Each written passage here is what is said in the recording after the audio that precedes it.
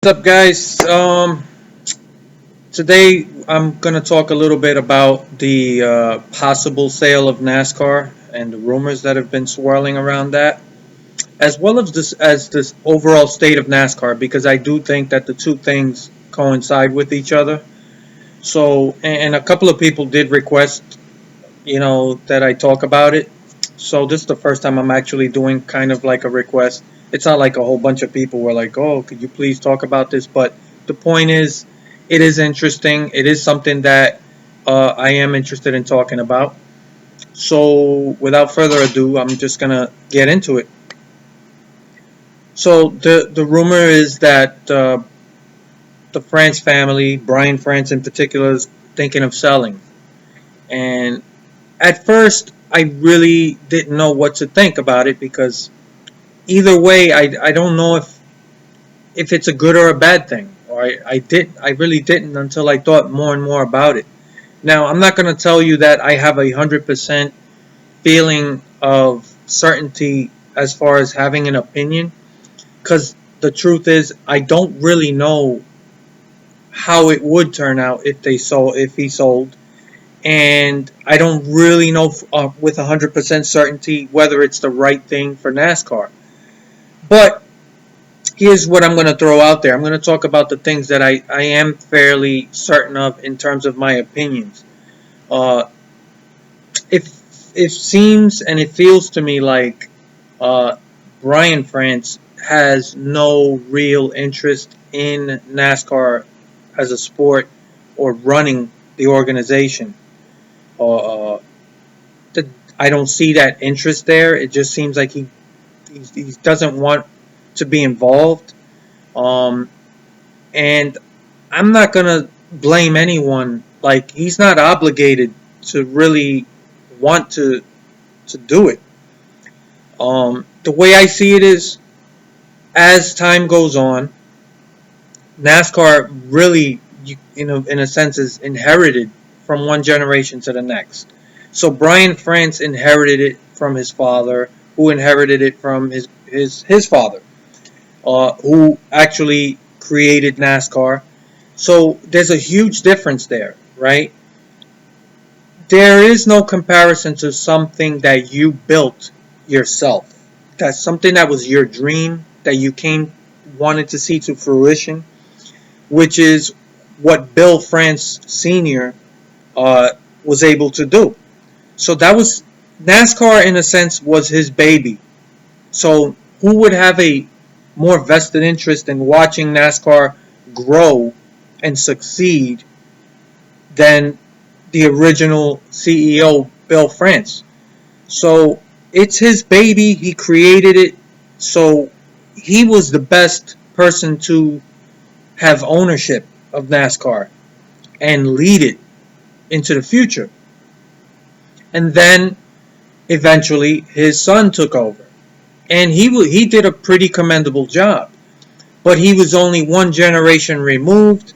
He kind of grew up with it, and so taking over wasn't so much as a chore for him. It came sort of naturally. But now you get to the next generation, which was Brian France and and you start seeing that disconnect. It's like this is something he inherited. It wasn't like a lifelong dream, something he grew up and was like, this is my dream. I want this thing to succeed.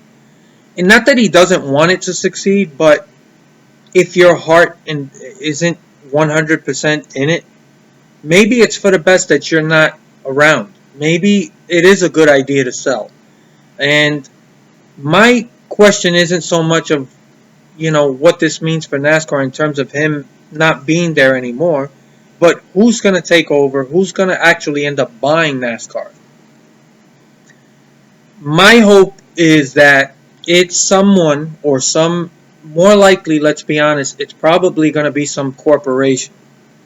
Um, Sadly, that's the way things seem to be nowadays. The days of having that lone leader at the top, it's not like it used to be. So a lot of these franchises, organizations, and sports and stuff are a conglomerate, of different people and corporations. So my main concern is who's going to take over, and do they really care about NASCAR as a sport? And what are their intentions going to be? Is it going to be some vulture entity that's just going to come in and try to squeeze out all the profit they can and let NASCAR just kind of fucking wither away and die? Um, or is it going to be someone who truly understands that this NASCAR needs leadership and it needs to grow and expand and be more appealing to a wider audience so that they can recapture that audience from yesteryear and make sure that these all of these venues that NASCAR participates in, all these racetracks are filled like they used to be. So I'm going to talk more about that in a second. But that's my main concern. Who's actually going to end up purchasing uh, the majority shares of NASCAR and really be in control? And what are their intentions? And that's what I'm more concerned with. Because to be honest with you, if you know, I'd rather see Brian France and the France family leave if their hearts are not in NASCAR and doing everything that's necessary to make it succeed. If just leave. You might as well. I wish more owners would do that. We see in other sports like the Knicks in New York, where I'm from. I can tell you firsthand that Knicks fans have suffered decades of incompetence, and it starts at the top. So Uh, Dolan, who owns the Knicks, he owns Madison Square Garden. I believe he owns the Rangers as well. This is a man with so much money to burn, and he's gotten away with ineptitude, and he's allowed the Knicks to become a joke. And it just seems like one move after the other it's all bad, and the fans have to suffer through it. But by the same token, I kind of blame the fans because they continue to support the product. And this is what I try to tell people. When you don't support a product or the direction that that product's going, then don't be afraid to pull out, from spending, from supporting these people financially. I've talked about that with NASCAR games. At some point, we have to walk away. You know, um, so, uh, Knicks fans still go to the Garden and they pay ridiculous amounts of money to sit courtside and watch a horrible team year after year. So, where is the incentive for someone like Dolan to actually make necessary changes or just sell the team? You know, you're inept. You're never gonna really make the right choices for this organization. But you know what?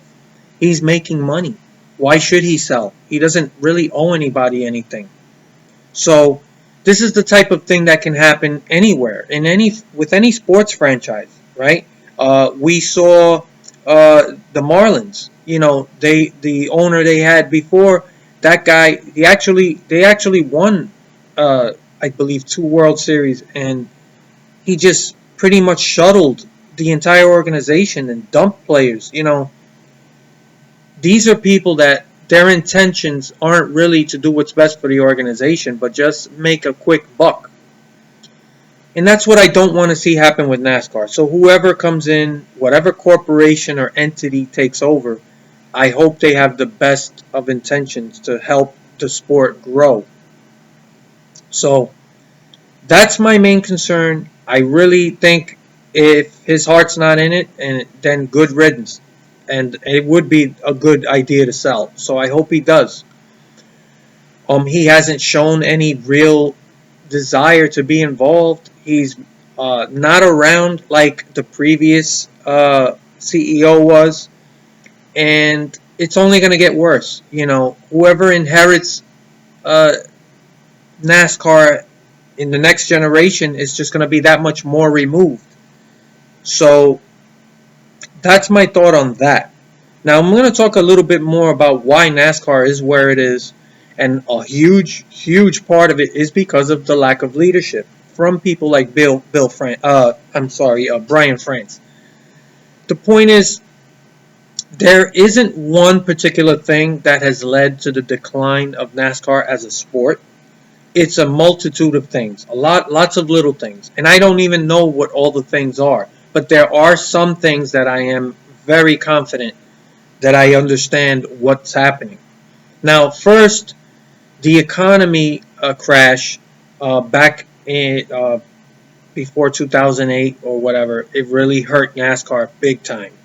And I do remember, because I go to NASCAR races every year, in particular Dover and Pocono. Those are my quote unquote local tracks, but they're 3.5 hours away from here. But I've gone to Dover every year for as long as I can remember. But I can tell you firsthand, that facility it actually is capable of holding about 400,000 people. That is insane. And I can tell you firsthand that there was a time where you couldn't just buy tickets, show up and buy tickets. You had to order these tickets months in advance. And when you went to the race, every seat was filled to capacity. The entire place was jam-packed. Okay? It was a huge weekend every time they showed up. And it was like that at most tracks. Some tracks have been struggling for some time for other reasons, but it's always usually tied to the economy. But when the economy took a hit, it really affected the sport. And until this day, they've never really recovered. And you see empty seats at every racetrack, even races that have historically been filled to capacity. Bristol, that place, you couldn't get tickets to that. You had to order tickets way before the event. And now these places are empty. It is sad. So the economy is a huge factor, right? Now, the people that do show up, I can tell you firsthand because I see them. I'm there. It is largely, the majority are senior citizens. They're retirees, people that are retired and, travel the country in their motorhome and have a fixed income. So they plan these trips out. So they're going to show up. But this is an older generation, and they're making up a huge part of the people that show up and actually watch these races at the track. So there's a huge problem there. There's a big missed opportunity by NASCAR, Brian France, and all the leadership. And I don't think they've done a good job of branching out and expanding and trying to reach areas of the country that are historically not made up of NASCAR fans, right? So historically, we know that NASCAR fans are mostly from the South. And let's be honest, it's always known as a quote-unquote redneck sport. So the majority of the audience has remained, even till this day, mostly white, mostly Southern. And I don't think NASCAR has done a good job. Now, they've talked about it, and in some very small ways, they've tried to address it. But I don't think they've really put on a good effort. And there's so many missed opportunities. So I think this is just something that I would try. Like, let's just say, I always do these scenarios. It's like, what if I was in charge, right? I did it with 704, and just if I was like at a high spot in the NASCAR leadership, I would just try some new things. Like, one thing I would do away with is, I would definitely, and I've talked about this before, stop allowing NASCAR Cup drivers to race in Xfinity and trucks. I fucking hate it with a passion. I think it really ruins the racing. They come in and it's always the same group of guys, and they come in and they get the best cars in the entire garage every fucking week, and they dominate these races. And these poor young kids are trying to make a name for themselves, and they show up in underfunded equipment, and they got to race Kyle Busch and Kevin Harvick and you know, Keselowski and Logano. It's the same group of guys, and it just ruins the race. These guys dominate, and if one of these other Xfinity regulars can finish in the top 5, it's like a miracle. It's like a win. And I think it just really has helped ruin the lower series. And I remember for the longest time, we always heard the same arguments. Well, these guys sell tickets. You know, people want to come see them. Well, I think it's safe to say that I've been right all along, because look at the stands. They're empty. Have you seen the stands in a truck race or an Xfinity race? They're bone dry empty. Nobody wants to come and watch Kyle Busch dominate 95% of the race. That's not competitive. It's not fun to watch. I used to watch every race on the weekend, and if I was working, I would record it. I can't even sit through an Xfinity race. It is horrible. And I know that if you're a Kyle Busch fan or a Kevin Harvick fan, you know, you want to see your guy go in and kick ass. And really, it's like taking candy from a baby. And I've been saying this for the longest time. I talked about it in a previous video. NASCAR really ruined the lower series. So, you know, they don't even have their own identity. Because every week, you know, sometimes I'll watch some of the race, and my wife will be there, and she'll tell me the same thing every time. Oh, is that fucking Kyle Busch again? Is he winning again? This guy wins every time. And it's because this is what casual fans see, right? I'm not talking about hardcore fans. Casual fans. The people that you want to attract, that you want to make turn into regular diehards. How are you going to do that when you allow these guys to come in, destroy the field, create these boring races, so you have no chance? And these are the people that usually say, well, it's just a bunch of cars going in circles. And you're trying, as a NASCAR fan, to explain to them all the intricacies of what NASCAR racing really is and all the things that they don't see. And you try to entice them, because I do that. And it's hard to do when you sit there and it's the same couple of guys leading every fucking race. And these poor kids, man, can't you let them have some of the spotlight?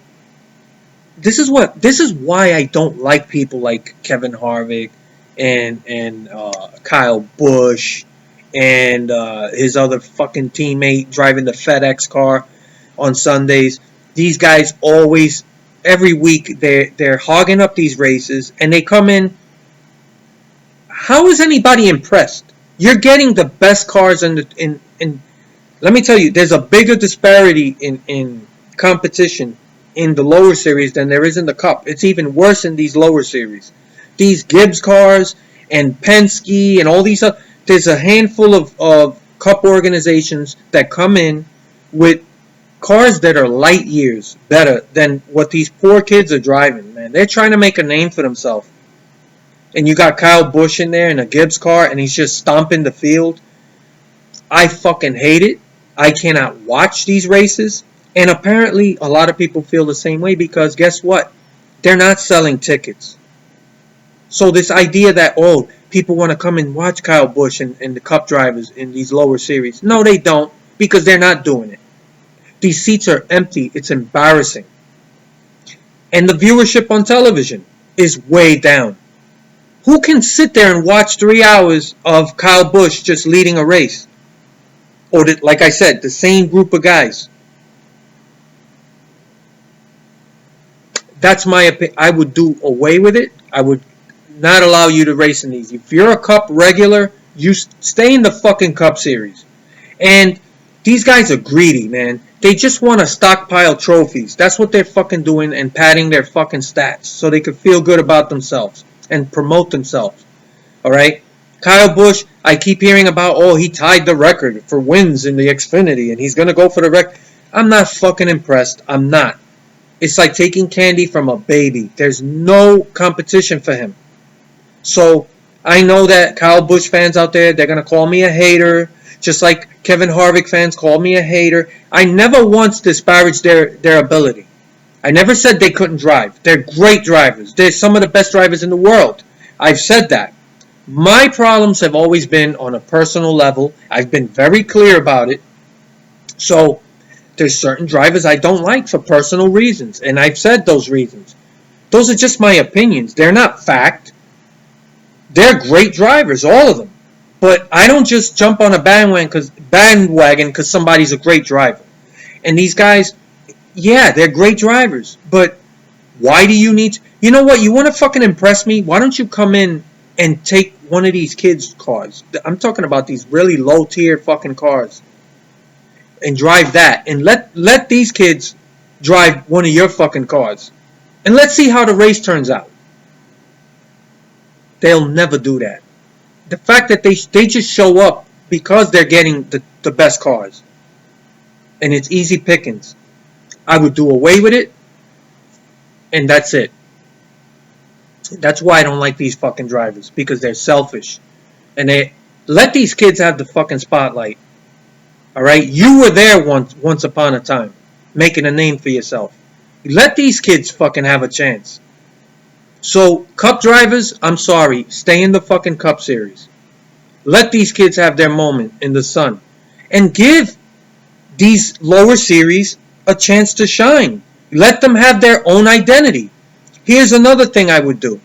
I would break up these weekends. You know, the weekends where all three series are together at a track, I would do away with that. Because, one, it hurts the venue, right? So these tracks, they'll have that one weekend where everybody's there, and that's it. But if you break them up, then you'll have more weekends at every particular track with a NASCAR series. So if the only series in town a particular weekend, let's say at Dover, is the Truck Series, and there's nothing else happening, you're going to sell more tickets to the truck race because that's what's there that weekend. And people would say, hey, I'll go check out a truck race. That's all that's here. That also gives these venues a chance to make some money, have more weekends where there's a NASCAR event, and everyone else who makes money in the area from these races, they get a boost in business. So it's a win for everybody. This idea, putting these series all together every week, at particular weekends at certain tracks, the seats are still empty. Nobody's watching these races anyway. So what do you have to lose? I would split that up. So these tracks, they would love it because now you have more weekends that are busy. Maybe you'll get more people to check out these smaller events if that's the only thing in town. If all three series are there, I'm going to go see the Cup, guys. So, and I'm not going to watch these boring lower series races where these Cup guys are dominating.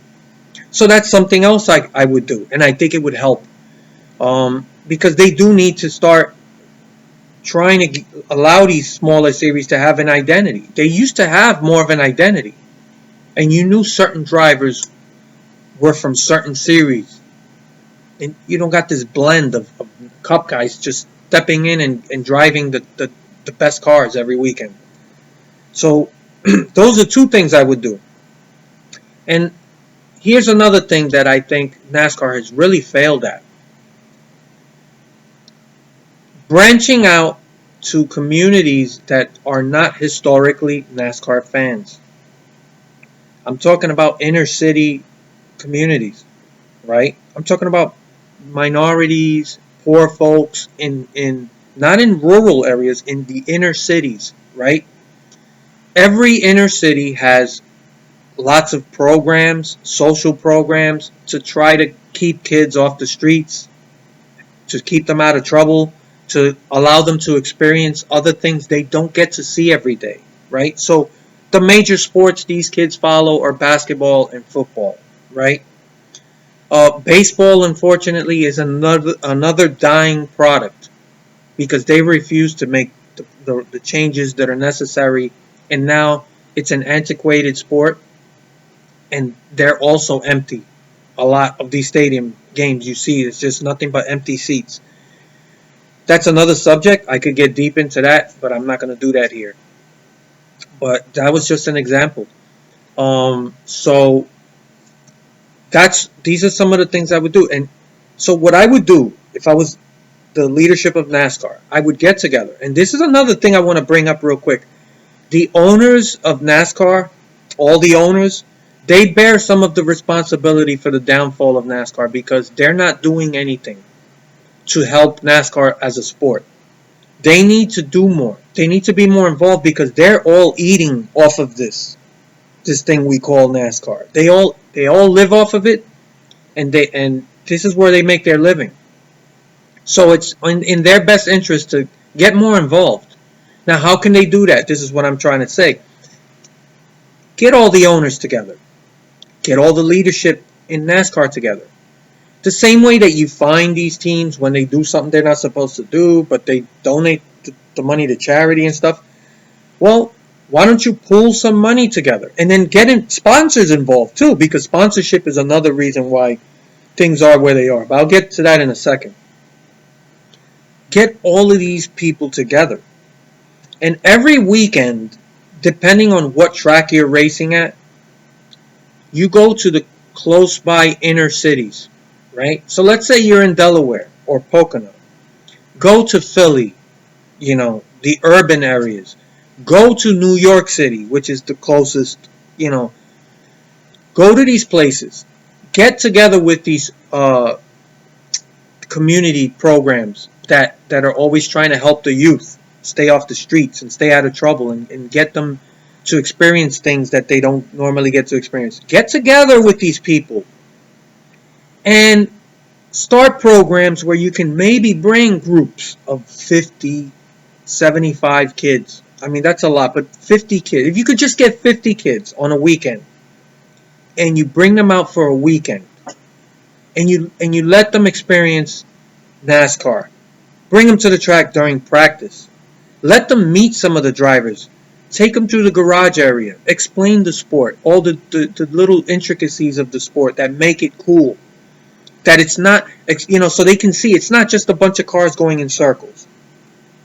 Let them come see a race. There's plenty of empty fucking seats in these racetracks. So I'm sure that they could get a pretty good fucking rate if you get a group rate and you bring like 50 kids to a racetrack.